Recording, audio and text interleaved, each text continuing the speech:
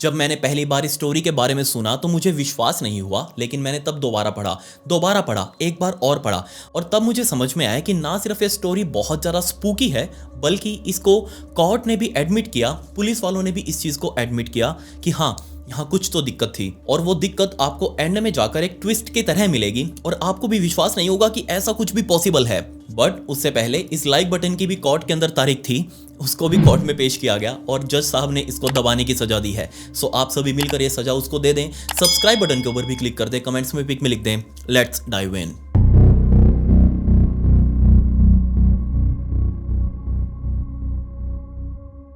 इस बहुत ही unbelievable incident को समझने के लिए हमें ताइवान के कोशियांग शहर के अंदर जाना पड़ेगा और दिन था 4 फरवरी 1991 का, जब सुबह सुबह इस शहर के एयरपोर्ट के अंदर बनी हुई टैक्सी हेडक्वार्टर्स, मतलब कि जहां पर वो सभी टैक्सी वाले ड्राइवर्स वगैरह उनकी कंपनीज के जो ऑफिसर्स थे वो सभी उस बिल्डिंग के अंदर बैठते और ऐसे ही एक फ्लोर पर बने हुए ऑफिस के अंदर एक टैक्सी डिस्पैचर और एक दूसरा ड्राइवर आपस में बात कर रहे थे। उस डिस्पैचर को असल में इस ड्राइवर को एक सवारी उठाकर कहीं भेजना था, तो ये दोनों आपस में बात कर रहे थे। तभी उस टैक्सी डिस्पैचर का ध्यान पीछे मौजूद अपनी खिड़की पर गया और उसने अपने जो सामने ड्राइवर खड़ा था उसकी मुंडी थोड़ी साइड में करी और पीछे ध्यान से उस खिड़की की तरफ देखने लगा। उसको वहां पर कुछ दिख रहा था, तो जैसे ही सामने वाले ड्राइवर ने नोटिस किया कि डिस्पैचर उसकी बजाय सामने खिड़की की तरफ देख रहा है, तो उसने भी अपनी मुंडी घुमाई और उस खिड़की की तरफ देखने लगा।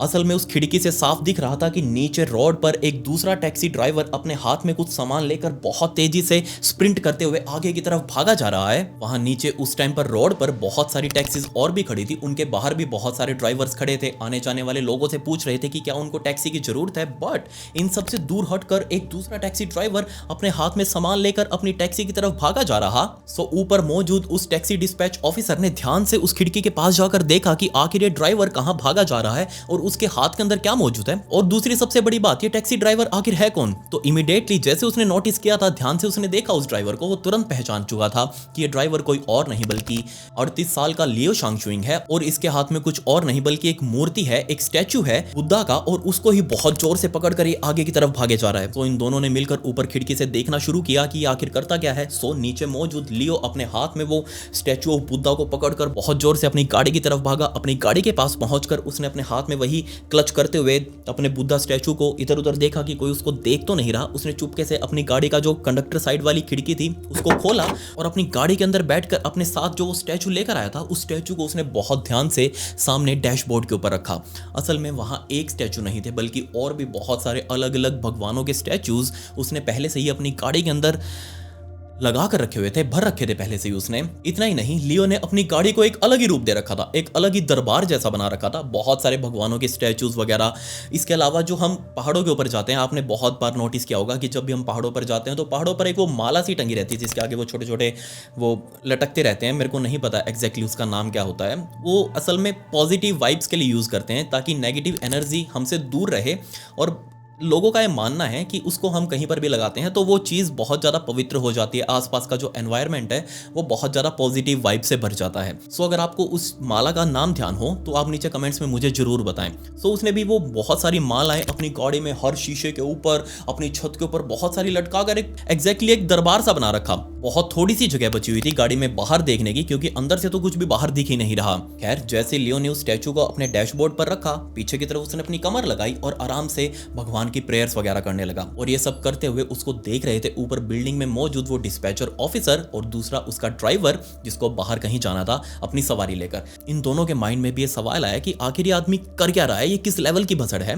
क्योंकि आज तक जिसने भी लियो के बारे में सुना था वो सभी यही कहते थे कि ये तो बिल्कुल नास्तिक है, इसका आज तक किसी भगवान के अंदर कोई भी विश्वास नहीं, इसको कोई मतलब नहीं है भक्ति भावना से, और अब ये अपनी गाड़ी को पूरा लिटरली एक मंदिर बनाकर रखे हुए है। ऐसा कैसे पॉसिबल है, इसके साथ क्या हो गया। इनफैक्ट रिसेंट डेज के अंदर लियो जब भी अपनी टैक्सी लेकर एयरपोर्ट के ऊपर आता तो आसपास के ड्राइवर्स उससे बात करने की कोशिश करते, लेकिन जैसा कि पहले वो हर किसी से बात करना पसंद नहीं करता था, लेकिन अब वो अपना टाइम बहुत अच्छे से सभी लोगों के बीच में स्पेंड करता, भगवान की भक्ति भावना करता, पूजा पाठ वगैरह करता। और ये सभी को बहुत अजीब लग रही थी कि ऐसा कैसे चेंज हो गया, इसके अंदर ऐसा क्या बदलाव आ गया। दूसरी बात, उसको सड़कों पर रहने वाले जानवरों से जैसे कि कुत्ते और बिल्ली, इनसे इतनी ज्यादा नफरत थी पहले कि उनसे बदला लेने के लिए, उनके ऊपर अपना गुस्सा निकालने के लिए वो अपनी टैक्सी साइड में रोककर, चलती टैक्सी को साइड में रोककर उनके पीछे पड़ जाता, उनको मारने के लिए भागता। इनफैक्ट उसने इन आवारा जानवरों को मारने के लिए अपने घर के अंदर एक बहुत बड़ा क्रॉसबो, एक बहुत बड़ा मेटल का धनुष बाण लाकर भी रखा हुआ था। और जैसे उसकी शाम की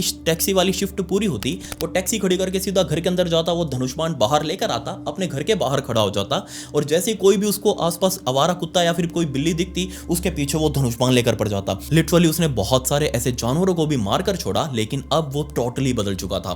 टोटली उसके माइंड के अंदर अब सब कुछ चेंज हो चुका था और ये सबको बहुत अजीब लग रहा था। इनफैक्ट बहुत सारे कस्टमर्स ने भी लियो के बारे में आके कंप्लेन की थी कि उसका तरीका ठीक नहीं है टैक्सी चलाने का, क्योंकि उसने पहली बात तो टैक्सी के अंदर पूरा वो मंदिर बनाकर रखा हुआ है, बहुत सारे भगवान बुद्धा की फोटोज और स्टैचूज वगैरह उसने सामने डैशबोर्ड के ऊपर रखे हुए हैं, वो मालाएं टांगी हुई हैं पूरे गाड़ी के अंदर, पूरे इंटीरियर को उसने चेंज किया हुआ है। उसको क्लियरली बाहर दिखता भी नहीं, क्योंकि उसने जो मेन विंडशील्ड होती है गाड़ी की, उसके ऊपर भी वो मालाएं लगा रखी हैं, बहुत सारे भगवानों की फोटोज वगैरह लगा रखी है। सिर्फ उसने इतनी ही जगह खाली छोड़ी हुई शीशे के अंदर कि उसको बाहर का दिख जाए। लेकिन ये सब चीजें जो भी पैसेंजर टैक्सी के अंदर बैठता उसको बहुत अजीब लगता। सो बहुत सारे पैसेंजर्स ने आकर एयरपोर्ट अथॉरिटीज को शिकायत भी करी कि आपका ये ड्राइवर ऐसा कुछ कर रहा है, बट किसी ने भी इसके ऊपर कोई एक्शन नहीं लिया। किसी भी ड्राइवर ने जाकर लियो से नहीं पूछा कि ऐसा तुम क्यों कर रहे हो। ये सब चीजें बहुत अजीब लग रही हैं। ऊपर बिल्डिंग में बैठे हुए उस डिस्पैच ऑफिसर और सामने बैठा उसका ड्राइवर, उनका ध्यान अभी लियो से हटा ही था कि उनको एक बहुत तेज ऐसे एक्सीडेंट की आवाज आई, जैसे 2-3-4 गाड़ियां आपस में भिड़ गई हों। सो वो दोबारा अपनी कुर्सी से उठे और दोबारा उसी खिड़की पर गए, बाहर रोड की तरफ देखने लगे, और अब की बार नो सरप्राइजिंगली लियो अपनी गाड़ी को उठाकर बहुत तेज स्पीड में जितनी भी नीचे टैक्सीज खड़ी थी उनको टच करते हुए, उनके अंदर टक्कर मारते हुए रोड के ऊपर अपनी गाड़ी को बहुत स्पीड में एयरपोर्ट से बाहर की तरफ लेकर जा रहा था। ये सब चीज़ देखकर जो टैक्सी ऑफिसर थे ऊपर, उनको बहुत अजीब लगा। सो उस ऑफिसर ने तुरंत अपना लैंडलाइन फ़ोन उठाया, नज़दीकी पुलिस स्टेशन वालों को बताया कि ऐसा ऐसे एक हमारा ड्राइवर है लियो शिंगशांग, और ये बहुत अजीब बिहेव कर रहा है। अभी तक भी सब कुछ ठीक था, वो जो भी कर रहा था वो उससे मतलब नहीं था हमें, लेकिन अब वो अपनी टैक्सी उठाकर यहाँ से गया है एयरपोर्ट से, बट उसने जाते जाते बहुत सारी गाड़ियों को टक्कर मारी है। हो सकता है वो बाहर किसी के ऊपर अपनी गाड़ी चढ़ा दे, किसी की छाती के ऊपर उसके गाड़ी के टायर चढ़ जाएं, इससे पहले आप उसको पकड़ लीजिएगा। बट सामने से पुलिस वाले ने उस टैक्सी डिस्पैच ऑफिसर को बताया कि आपको हमें बताने की जरूरत नहीं है, क्योंकि हम बहुत टाइम से लियो के ऊपर नजर रख रहे हैं, क्योंकि कुछ टाइम पहले हुए एक मर्डर केस के अंदर ये लियो हमारा मेन सस्पेक्ट है और उसी के पीछे हम इसकी रेकी कर रहे हैं। हमें बहुत अच्छे से पता है कि लियो आखिर क्या कर रहा है। तकरीबन 10 महीनों पहले 23 साल की मरिको अगुची नाम की एक लड़की जापान से उठकर ताइवान घूमने के लिए आई थी, अपनी हॉलीडेज मनाने के लिए आई थी, अपनी वेकेशन सेलिब्रेट करने के लिए आई थी। असल में 1990 का दशक ताइवान के लिए वो टाइम था जब पूरा का पूरा ताइवान लिटरली दुनिया भर से टूरिज्म के ऊपर निर्भर हो चुका था। उस टाइम पर इनके पास कुछ खास टेक्नोलॉजी वगैरह नहीं थी, ये तो सब बाद में आई हैं, बट उस टाइम पर पूरा ताइवान लगभग पूरे तरीके से टूरिज्म के ऊपर निर्भर हो चुका था। इसलिए ताइवान की सरकार ने जापान के अंदर जा जाकर अपनी बहुत बड़ी मार्केटिंग करी कि आप हमारे पास आइए, अपनी सेलिब्रेशन करिए, अपना वेकेशन वहाँ पर सेलिब्रेट करिए। और ये चीज़ वहाँ जो जापान के लोकल स्टूडेंट्स थे उनके अंदर बहुत ज़्यादा पॉपुलर हो चुकी थी। कोई भी बर्थडे पार्टी होती वो वहाँ से फ्लाइट पकड़ते सीधा ताइवान आ जाते, वहाँ पर वो बर्थडे पार्टी वगैरह सेलिब्रेट करते। इनफैक्ट बहुत से स्टूडेंट्स तो फ्लाइट पकड़कर सिर्फ वीकेंड सेलिब्रेट करने के लिए ही ताइवान आ रहे थे। और बिल्कुल ऐसा ही कुछ करने के लिए मरिको अगुची भी अपने कॉलेज से छुट्टी लेकर ताइवान घूमने के लिए आई थी। और उस टाइम पर पूरे ताइवान के अंदर ये बहुत बड़ा एक रूल सा चल पड़ा था कि जो भी बाहर से टूरिस्ट ताइवान के अंदर आता वो सबसे पहले आते ही होटल बुक करता है, जैसा कि हम सभी करते हैं। हम कहीं जाते हैं तो सबसे पहले वहां पर होटल बुक करेंगे ताकि हम अच्छे से रह सके वहां पर। बट ताइवान टैक्सी ड्राइवर्स ने अपना एक रूल बना रखा था कि जो भी यहाँ पर टूरिस्ट आएगा हम उससे पूछेंगे कि आपको अगर होटल चाहिए तो हम आपको होटल दिलवा देंगे, अगर आप हमारे साथ हमारे घर के अंदर होम स्टे करना चाहें वो आपको होटल से भी ज़रा सस्ता पड़ेगा। इनफैक्ट आप हमारे परिवार के साथ टाइम स्पेंड कर सकते हैं, हम आपको हमारा कल्चर दिखाएंगे, हमारा जो लोकल खाना है वो बनाकर खिलाएंगे, तो अगर आप चाहें तो वो भी आप हमारे साथ कर सकते हैं। अब आप सोच कर देखिए, आप किसी दूसरे देश के अंदर घूमने जा रहे हैं और अगर आपको वहां का एक लोकल टैक्सी ड्राइवर ये कहे कि आप हमारे घर के अंदर रुक जाओ, मेरे परिवार के साथ रुक जाओ, मेरे साथ खाना वाना खाना, हमारे परिवार आपको अच्छे तरीके से घुमा देगा, अच्छे अच्छे साइट सीइंग करवा देगा, तो ऑब्वियसली हम सबको बहुत अच्छा लगेगा कि चलो ये तो हमारे लिए सस्ता भी है और हमें मजा भी आएगा, लोकल यहाँ का कल्चर जानने के लिए मिलेगा। और बिल्कुल लोग ऐसा ही कुछ कर रहे थे। जो भी बाहर से टूरिस्ट आता वो यहीं लोकल टैक्सी ड्राइवर के साथ पूरा दिन उसकी टैक्सी में बैठकर घूमते और रात होते होते वो टैक्सी ड्राइवर उस गेस्ट को, उस टूरिस्ट को अपने घर ले जाता, उनकी सेवा पानी करते और अगले दिन फिर से उनकी वही पूरी साइट सीइंग करवाकर उनकी जो पूरी छुट्टियां सेलिब्रेट करवाकर वापस उनको घर भेज देते। और बिल्कुल ऐसा ही कुछ मरिको अगुची ने भी किया। 10 अप्रैल 1990 के दिन वो जापान से उठकर ताइवान उसकी फ्लाइट लैंड हुई थी और जैसे वो एयरपोर्ट से बाहर निकली एक दूसरे कैब ड्राइवर ने मरिको अगुची को अपनी टैक्सी के अंदर बैठाया। पूरी दोपहर मरिको अगुची उस टैक्सी ड्राइवर के साथ ताइवान में घूमी और रात होते होते उस टैक्सी ड्राइवर ने ऑफर किया कि मरिको, अगर तुम चाहो तो तुम मेरे साथ आकर मेरे घर के अंदर रह सकती हो। मरिको ने बिल्कुल भी मना नहीं किया। वो बहुत ज़्यादा एक्साइटेड थी लोकल लोगों से मिलने के लिए, उनका खान पान देखने के लिए, उनका कल्चर देखने के लिए। रात होते होते मरिको उस टैक्सी ड्राइवर के साथ उसके घर भी चली गई। बट इन्हीं दिनों के बीच में मरिको ताइवान से गायब हो चुकी थी। और जब उसके गायब होने की खबर पुलिस वालों को मिली तो पुलिस वालों ने सबसे पहले उन्हीं टैक्सी ड्राइवर्स के साथ संपर्क करना शुरू किया जिन जिन की टैक्सी के अंदर मरिको अगुची बैठी थी। अपने पूरे ट्रिप के दौरान पुलिस वालों ने शुरुआत के अंदर 2 टैक्सी ड्राइवर से बात करी थी जिनके घर पर मरिको अगुची ना सिर्फ रुकी थी बल्कि पूरा दिन उन्हीं टैक्सी ड्राइवर्स के साथ घूमी भी थी। एक एक रात मरिको अगुची ने इन्हीं टैक्सी ड्राइवर्स के घर पर बिताई थी। सो जैसे उन दोनों से बात करी उनके बयान लिए गए।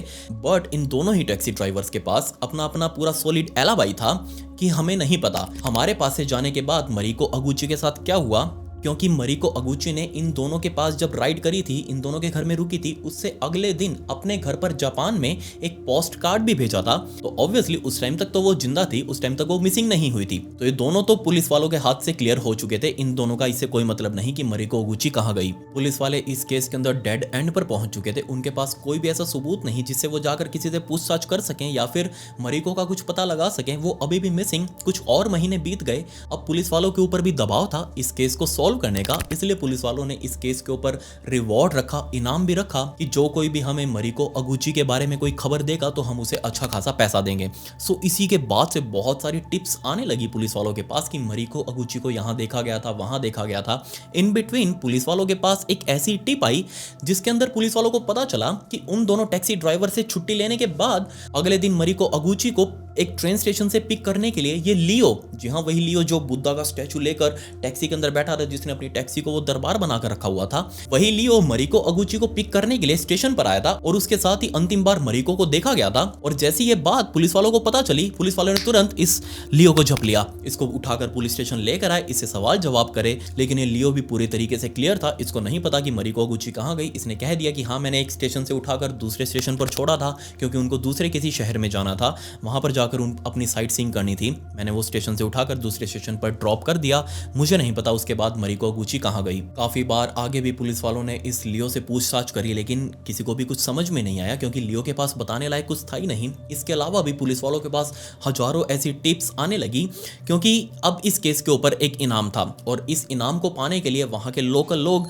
बिल्कुल रैंडम चीजें, बिल्कुल रैंडम टिप्स अपने दिमाग से बना बनाकर पुलिस वालों को सौंप रहे थे ताकि उनको वो इनाम मिल जाए। लेकिन पुलिस वाले इस चीज से परेशान हो चुके थे, इसलिए उन्होंने वो टिप्स लेनी बंद कर दी और इस इनाम को भी इस केस से ऊपर से हटा लिया गया। In the main time police वाले अपनी इन्वेस्टिगेशन कर ही रहे थे लेकिन ताइवान के अंदर रहने वाले लोगों के पास रैंडम फोन कॉल्स आने लगी और जैसे वो लोग इन फोन कॉल्स को उठाते, बात करने की कोशिश करते तो दूसरी साइड पर एक जापानीज लड़की बहुत जोर जोर से रो रही होती, वो चिल्ला रही होती, हेल्प मांग रही होती और ये चीज लोगों को बहुत अजीब लगी। वो उसकी आवाज सुनकर तुरंत फोन रख देते और सीधा पुलिस वालों को बताते कि हमारे पास ऐसी ऐसी एक कॉल आई है जिसके अंदर वो लड़की रो रही थी। और जब पुलिस वाले उस नंबर को ट्रेस करते जहां से वो कॉल आई थी तो वो नंबर एग्जिस्ट ही नहीं करता, वो लिटरली वो नंबर गलत बताता।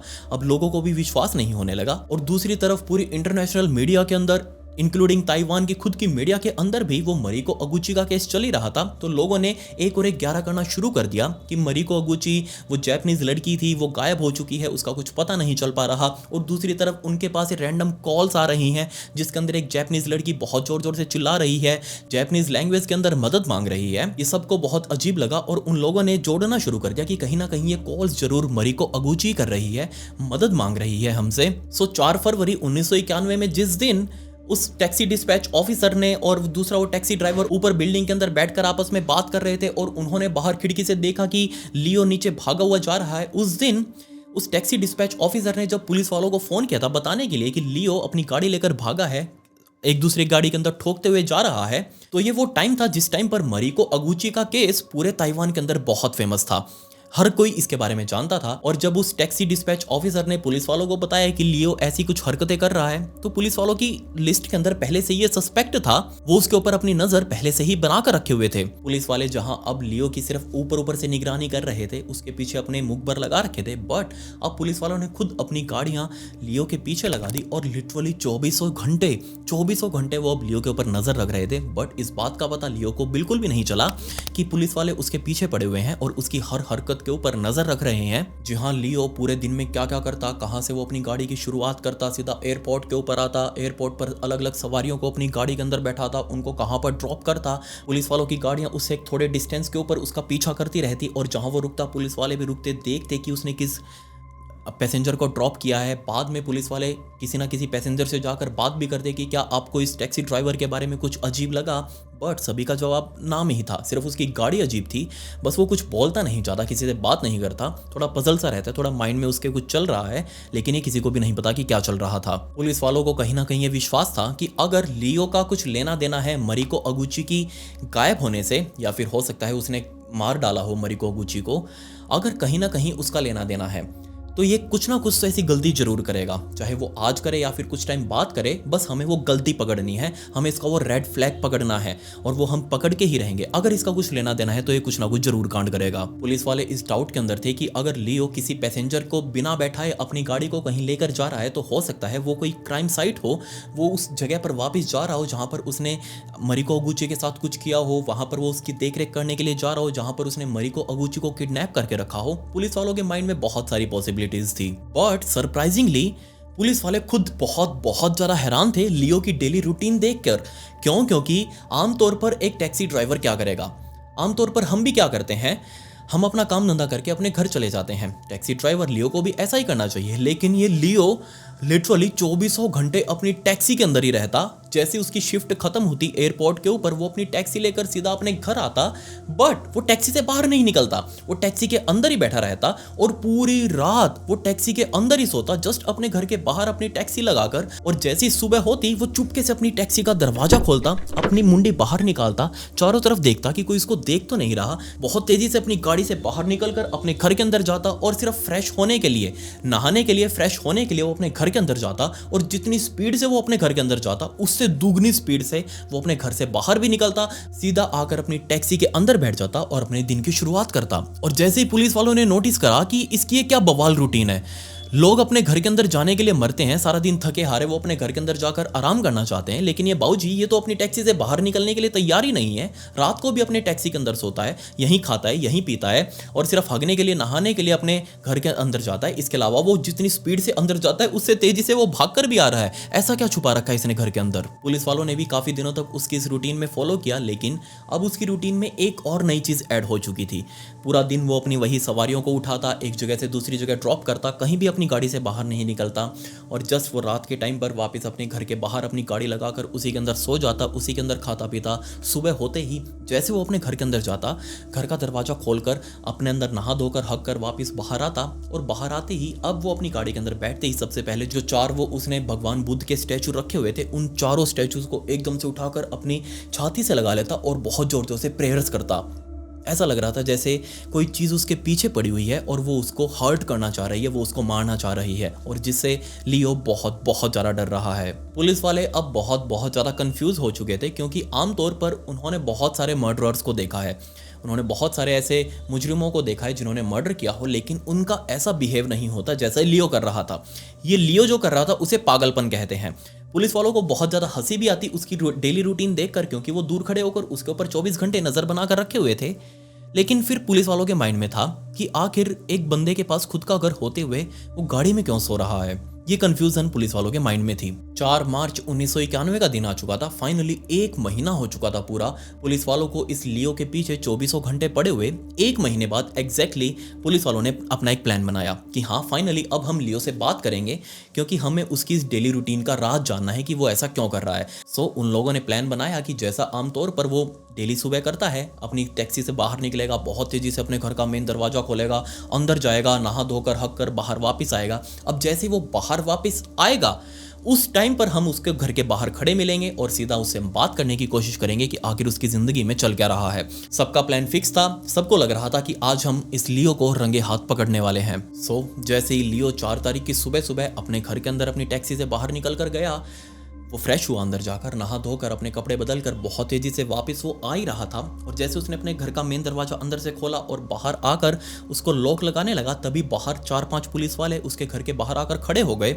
और जैसे ही लियो ने पीछे घूमकर देखा कि 4-5 पुलिस वाले उसके घर के बाहर खड़े हैं उससे पूछताछ करने के लिए, लियो ने अपने घर की मेन चाबी ऐसे नीचे ड्रॉप कर दी और खुद भी नीचे घुटनों के बल बैठ चुका था। पुलिस वालों को ये चीज़ तो एक्सपेक्टेड नहीं थी। उनको लग रहा था कि हो सकता है लियो यहाँ से भागने की कोशिश करेगा या फिर उनसे सवाल जवाब करेगा कि आप लोग यहाँ पर क्यों खड़े हो, मेरा पीछा क्यों कर रहे हो।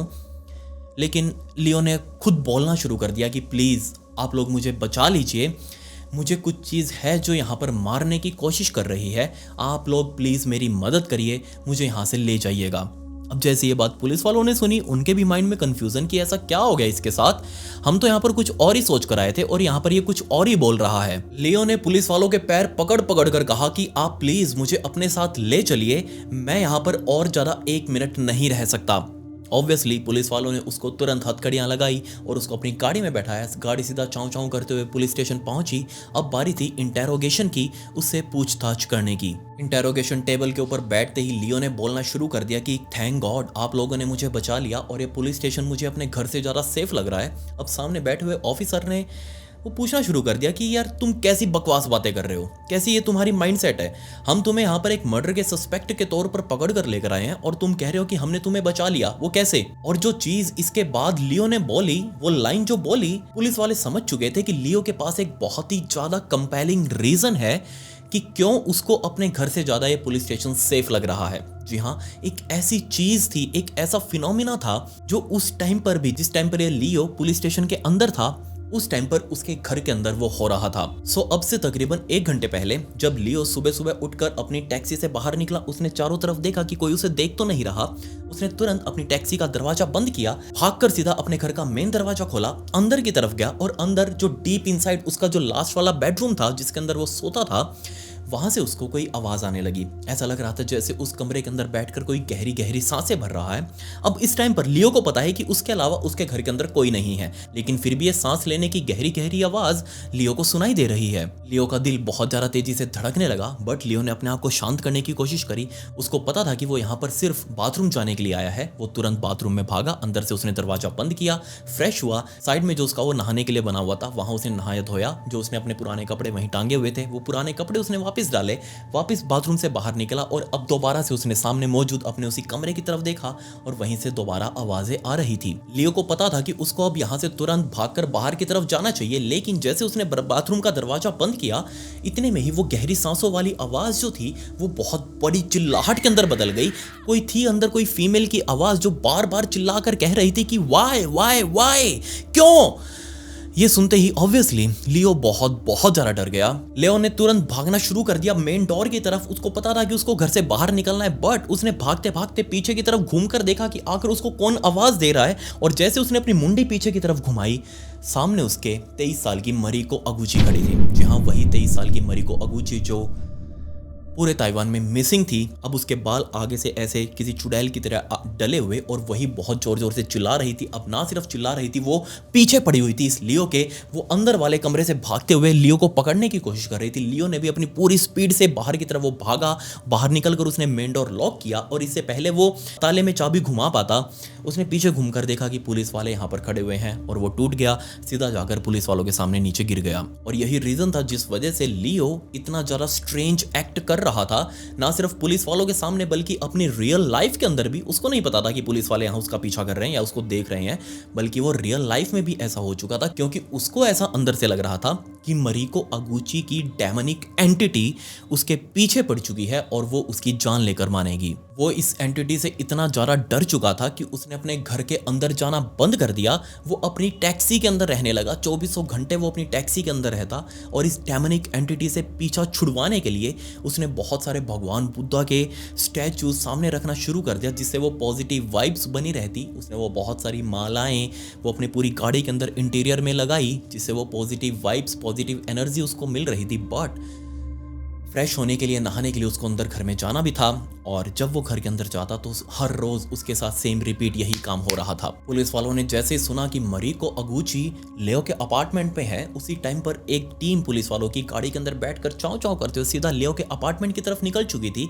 अब जिस टाइम पर ये लियो सब कुछ बता रहा था कि मरीको अगुची की डेमोनिक एंटिटी उसके घर को हॉन्टेड किए हुए है, उसके पीछे पड़ी हुई है, वो उसको कभी भी मार के मानेगी, वो उसकी जान ले सकती है, वो उससे डरता है, इसी वजह से वो घर नहीं जा पा रहा। उस टाइम पर पुलिस वालों की एक टीम लियो के घर के ऊपर जांच कर रही थी। वो अंदर उसके पूरे फैले हुए थे, एक एक चीज को खंगाल कर देख रहे थे, क्योंकि उनको लग रहा था कि मरिको अगुची अभी उनके सामने प्रकट हो जाएगी। घर के अंदर जांच करते हुए पुलिस वालों ने एक एक चीज खंगाली, लेकिन ऐसा कोई भी एक सुराग नहीं मिला जिससे प्रूव हो सके कि मरिको अगुची इस अपार्टमेंट में रह रही हो या फिर वो लियो को बहुत ज़्यादा हरास कर रही हो, उसको डरा कर रख रही हो। ऐसी कोई भी चीज़ नहीं मिली। पुलिस वालों को लग रहा था कि हो सकता है लियो की जान सच में खतरे में हो, मरिको अगुची धक्के से उसके घर के अंदर घुस गई हो, उसके ऊपर कब्जा करना चाह रही हो, या फिर वो डरा धमका कर लियो को इस घर से भगाना चाह रही हो। लेकिन पुलिस वालों को ऐसा एक भी प्रूफ नहीं मिला। आने वाले अगले 4 दिनों तक पुलिस वालों ने ना सिर्फ लियो के घर के अंदर बहुत बड़ी एक सर्च ऑपरेशन चलाया, लेकिन उनको कुछ भी नहीं मिला,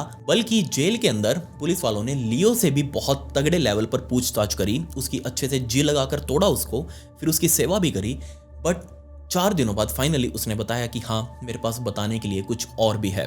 तकरीबन 11 महीनों पहले मरिको अगुची जब पहली बार ताइवान के अंदर आई थी और उसने 2 दिन का जो साइट सीइंग करी थी 2 अलग अलग टैक्सी ड्राइवर्स के साथ, वो उनके घर पर भी रुकी थी। बट तीसरे दिन उसको ट्रेन स्टेशन के बाहर ये लियो मिल गया और लियो ने उसको कहा कि आओ, आप मेरे साथ आओ, मैं आपको अच्छी अच्छी साइट सीइंग करवाता हूँ इस शहर की। मरिको अगुची तुरंत जाकर उसकी टैक्सी में बैठी और मरिको और लियो अब दोनों शहर के साइट सीइंग पर निकल चुके थे। शाम होते होते लियो ने खुद से मरिको को ये ऑफर दिया कि अगर तुम चाहो तो रात को मेरे साथ मेरे घर पर रुक सकती हो। मेरी फैमिली तो नहीं है, लेकिन हाँ, मेरे पास एक अलग एक्स्ट्रा रूम है, अगर तुम चाहो तो उसके अंदर आराम से स्टे कर सकती हो। खाना पीना मैं तुम्हें ऑफर करता हूँ मेरी तरफ से। अब बेचारी मरिको अगुची जो पहले 2 दिन अलग अलग टैक्सी ड्राइवर्स के घर पर रुकी थी, उनकी फैमिली के साथ रुकी थी, उसको विश्वास था इस तीसरे टैक्सी ड्राइवर पर भी। उसने बिल्कुल भी मना नहीं किया, रेसिस्ट नहीं किया कि नहीं मैं होटल में रुकूंगी या फिर कुछ और। उसने तुरंत हाँ कर दिया कि हाँ ठीक है, मैं तुम्हारे घर पर रुकूंगी। अब जैसे रात हुई, साइट सीइंग सारी कंप्लीट हो चुकी थी, घूमना फिरना पूरा हो चुका था। लियो मरिको को अपनी गाड़ी के अंदर बैठाकर सीधा ड्राइव करते हुए अपने घर पर लेकर आया। दोनों गाड़ी से बाहर निकले, दोनों घर के अंदर गए। लियो ने अंदर से दरवाजा बंद कर लिया। लियो के कमरे के बराबर वाला दूसरा कमरा मरिको को दिखाया और कहा कि ये तुम्हारा कमरा है, अब तुम वहां जाकर अंदर आराम से ड्रेस वगैरह चेंज कर लो, मैं तब तक खाने पीने का जुगाड़ करता हूँ। आधे घंटे बाद दोनों ने मिलकर एक साथ बैठकर खाना पीना खाया। अब दोनों बहुत ज्यादा थक चुके थे, अब दोनों सोने के लिए भी गए। बट अभी इनकी आंख लगे सिर्फ 1 ही घंटा बीता था कि लियो की आंख खुली और लियो उठकर अपने कमरे से बाहर आया। उसने बराबर वाले कमरे में देखा, उसका दरवाजा खुला हुआ था जिसके अंदर मरिको अगुची सो रही थी। उसने उस दरवाजे को थोड़ा और खोला और सामने की तरफ देखा कि मरिको अगुची सो रही है। वो मरिको के पास गया, उसको उठाया, उसने उसके ऐसे गाल के ऊपर थप्पड़ लगाकर हल्के हल्के उसको उठाया। मरिको की आंख खुली, उसने ऊपर सामने अपने लियो को पाया। वो भी चौंक गई कि आखिर एकदम से ये बीमारी कहां से आ गई। मरिको ने पूछा कि हाँ भाई बता, क्या बीमारी है। यहां लियो ने कहा कि देखो, मेरा थोड़ा सा मूड बना हुआ है। अब उस टाइम पर लियो का थोड़ा नोटी मूड हो रखा था और उसने सामने से प्रपोजल रखा मरिको अगुची के लिए कि हाँ, अगर तुम चाहो तो आज की रात हम थोड़ी सी नोटी बना सकते हैं, अगर तुम चाहो, अगर तुम कंफर्टेबल हो। बट मरिको अगुची ने इसके लिए साफ तौर पर सिरे से मना कर दिया। अब उसको ऑब्वियसली बहुत ज्यादा डर लगने लगा। वो मना करके तुरंत अपना कंबल ओढ़कर सो चुकी थी। उसको भी अब वेट थी सुबह जल्दी से जल्दी हो और वो यहाँ से बाहर निकले। बट इससे पहले कि सुबह हो पाती, लियो उस कमरे से बाहर निकला, अपने कमरे में गया और वही क्रॉसबो, वही धनुष बाण जो वो लेकर आया था आवारा कुत्ते और बिल्लियों को मारने के लिए, वही धनुष बाण उसने निकाला, सीधा वापस बेचारी मरिको अगुची के कमरे में गया। मरिको जो कि अब अपना कंबल ओढ़कर सो रही थी, उसने ऊपर खड़े होकर अपना धनुष उस क्रॉसबो के अंदर लोड किया और उसने पहला बाण चलाया, दूसरा बाण दोबारा से उसने लोड किया और दूसरा बाण दोबारा से चलाया, तीसरा बाण लोड किया, तीसरा बाण दोबारा चलाया, चौथा बाण लोड किया, चौथा बाण दोबारा चलाया। 4 बार उसने बेचारी मरिको अगुची के सिर के अंदर धनुष बाण से बाण मारे। मरिको अगुची की ऑन द स्पॉट मौत हो चुकी थी। जिसके बाद लियो को थोड़ा होश आया। वो भी सोचने लगा कि आखिर उसने क्या कर दिया। उसने देखा नीचे कि एक लड़की 23 साल की जो कि मरी पड़ी है, उसकी सांसें रुक चुकी हैं, उसके चेहरे के अंदर 4 बाण घुसे हुए हैं। उसने सबसे पहले वो चारों बाण अपने वापस निकाले, मरिको अगुची को उठाने की कोशिश करी, बट मरिको अब तक मर चुकी थी। अब मरिको अगुची की बॉडी को ठिकाने लगाना था। उसने एक बड़ा सारा उस्तरा लिया और उस उस्तरे से मरिको अगुची का सिर धड़ से अलग कर दिया। अब बारी थी इस बॉडी को ठिकाने लगाने की। उसने तुरंत मरिको अगुची की बॉडी को अपनी टैक्सी के अंदर लोड किया और पास ही के एक खाली मैदान में जाकर उसने गड्ढा किया और धड़ और सिर दोनों को एक साथ उसने उस मैदान में दफना भी दिया। यहाँ तक आपको लग रहा होगा कि सब कुछ नॉर्मल है, बट नहीं, यहीं से असली भसड़प शुरू होने वाली थी। जैसे वो उस बॉडी को दफनाकर वापस अपने घर आया तो उसको सामने से मरीको अगुची अपने घर के अंदर खड़ी हुई दिखाई दी। अब ना सिर्फ वो खड़ी थी बल्कि उसके बाल ऐसे आगे से गिरे हुए थे अपने चेहरे के ऊपर और उसके चेहरे से सिर्फ उसकी आंखें दिखाई दे रही थी, ऐसे बीच में से उसकी बालों की मांग निकली हुई थी।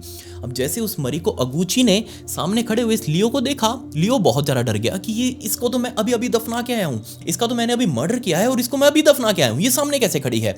दूसरी तरफ सामने से मरीको अगुची बहुत जोर जोर से चिल्लाने लगे कि क्यों क्यों क्यों मेरे साथ ऐसा क्यों किया। अब ये लियो पलट में बहुत ज्यादा डर गया। वो वापस बाहर की तरफ भागा, अपनी टैक्सी के अंदर जाकर बैठा जहां उसको थोड़ा शांत लग रहा था। जिसके बाद जब भी लियो अपने घर पर जाता तो वही एंटिटी उसका पीछा नहीं छोड़ रही थी, वही उसको बहुत ज्यादा डरा कर रखे हुए थी। जब भी वो घर के अंदर जाता तो उसको वही गहरी गहरी सांसों की आवाजें और वही क्यों क्यों क्यों की चिल्लाहटें और वही सामने मरीको अगुची की एंटिटी खड़ी दिखना, ये सब कुछ उसके साथ अब नॉर्मल हो चुका था। अब इसी से पीछा छुड़वाने के लिए उसने टैक्सी के अंदर रहना शुरू किया। अपनी टैक्सी को पवित्र करने के लिए उसने भगवान बुद्ध की फोटोज, उनकी जो स्टैचूज थी वो सारी वहाँ पर रखी। इसके अलावा उसने वो बहुत सारी वो मालाएं जो वो होती है मैंने आपको बताई थी, वो मालाएं टांगी अपनी गाड़ी के अंदर ताकि ये जो डेमोनिक एंटिटी पीछे पड़ी हुई है, अंदर ही अंदर लियो को पता है कि उसने मरीको अगुची का मर्डर किया है। ये जो चीज उसको दिख रही है ये रियल नहीं है, ये सिर्फ एक एंटिटी है जो उसका पीछा नहीं छोड़ रही। और इस एंटिटी से पीछा छुड़वाने के लिए उसने अपने आप को पवित्र करना शुरू कर दिया। लिया ने तुरंत पुलिस वालों को बताया कि उसने बॉडी वो कहाँ दफन करी है। पुलिस वालों के साथ वो गाड़ी में बैठकर उस मौके पर जगह पर गया जहां उसने वो दफन करी थी। लेकिन यहीं अब सबसे बड़ा ट्विस्ट था। जैसे ही पुलिस वालों ने उस बॉडी को खोदना शुरू किया वापस उस जमीन में से, पुलिस वालों को बॉडी वहां पर मिल गई, बट वहां पर वो हेड मौजूद नहीं था। मरीको अगुची का हेड वहां पर नहीं मिला। लेकिन अपने लास्ट बयान तक भी ये लियो इसी बात पर अड़ा रहा कि मैंने मरीको अगुची का धड़ और सिर एक साथ एक ही जगह पर दफनाया था। अब मैंने मर्डर किया है, मैंने सब कुछ कबूल कर लिया, मैंने आपको जगह भी दिखा दी कि कहां पर वो दफन किया है, तो मैं क्यों आपको ऐसे गुमराह करूंगा कि मैंने कहीं और सर दफनाया था। मैंने एक ही जगह दफनाया था और यही वो जगह थी। अब यहाँ से वो सर कैसे गायब हो गया, यह आज तक किसी को समझ नहीं आया। अब जैसे ये बात लियो को पता चली कि मरीको अगुची का हेड नहीं मिला उनकी सर्च ऑपरेशन में, वो समझ चुका था कि ये उसका सिर ही है मरीको अगुची का, जो एक आत्मा बनकर उसके पीछे पड़ा हुआ है, उसकी जिंदगी को बर्बाद करके रखे हुए है। और एग्जैक्टली पुलिस वालों ने उसके यही बयान नोट करे और कोर्ट के अंदर भी पेश करे कि जो हेड हमें नहीं मिला वही एंटिटी बनकर इस लियो के पीछे पड़ा हुआ है, उसके घर के अंदर मौजूद है और लियो को डरा कर रखता है। इनफैक्ट पूरे ताइवान के लोगों ने भी ये एडमिट करना शुरू कर दिया कि जो उनके पास वो अजीब अजीब फोन कॉल्स आ रहे थे अननोन नंबर से, जिनको उठाते ही वो जापानीज आवाज में एक लड़की चिल्ला रही थी, बार बार कुछ बोल रही थी, उनको समझ नहीं आ रहा। तो एग्जैक्टली ये मरीको अगुची की वो स्पिरिट ही थी जो उनको फोन कर रही थी। सब लोगों ने ऐसा ही कुछ माना। लोगों ने अंदाजा लगाया कि उनके पास ये फोन कॉल्स इसलिए आ रहे थे ताकि लोग मरीको अगुची के बारे में बात करते रहें, उसको इंसाफ मिले, लोग इस केस को भूल ना जाएं और ये कहीं फाइलों के अंदर दब ना जाए, लोगों की हाईलाइट में रहे बस ये केस और किसी तरीके से इसको सॉल्व किया जाए। इनफैक्ट कोर्ट के अंदर खुद जज ने भी माना कि हाँ, कहीं ना कहीं इस केस के अंदर मरीको अगुची की स्पिरिट ने एक बहुत बड़ा रोल प्ले किया है। अगर वो ऐसा कुछ ना करती तो ये केस कभी भी सॉल्व नहीं हो पाता, ये एक परफेक्ट क्राइम बन जाता। दूसरी बात, जो पुलिस वाले पहली बार इस घर के अंदर, लियो के घर के अंदर जांच करने के लिए गए थे, जिस टाइम पर लियो को अरेस्ट किया गया था, उस टाइम पर सभी पुलिस वालों ने बयान दिया जज के सामने कि जब हम इस घर के अंदर अपनी तलाशी कर रहे थे तब हमें बहुत बार ऐसा लगा कि किसी ने हमें पीछे से आकर धक्का मारा हो और हम आगे जाकर दीवार पर गिरे। सो आज भी वहां रहने वाले सभी लोगों को ही लगता है कि मरीको की स्पिरिट इस घर के अंदर अभी भी मौजूद है और इस घर को हॉन्टेड बना के रखे हुए है। खैर, इस केस से जुड़ी हुई सारी फोटोज मैंने पहले से ही मेरे ब्रॉडकास्ट चैनल के अंदर अपलोड करके रखी हुई हैं, आप वहां जाकर देख सकते हैं। ये मेरी इंस्टाग्राम आईडी का लिंक आपको डिस्क्रिप्शन में भी मिल जाएगा। आप वहां जाकर मुझे फॉलो करके ब्रॉडकास्ट चैनल जरूर ज्वाइन कर लीजिएगा, क्योंकि उसी ब्रॉडकास्ट चैनल के अंदर मैं सभी फोटोज और वीडियोस अपलोड करता हूं जिनको मैं यहाँ नहीं दिखा सकता। लिंक डिस्क्रिप्शन में है। खैर, पिछली वीडियो का शाउट आउट निखिल को and comment pick me to get a shout out in next video. मिलते हैं अगली वीडियो में। ये वीडियो देखने के लिए धन्यवाद।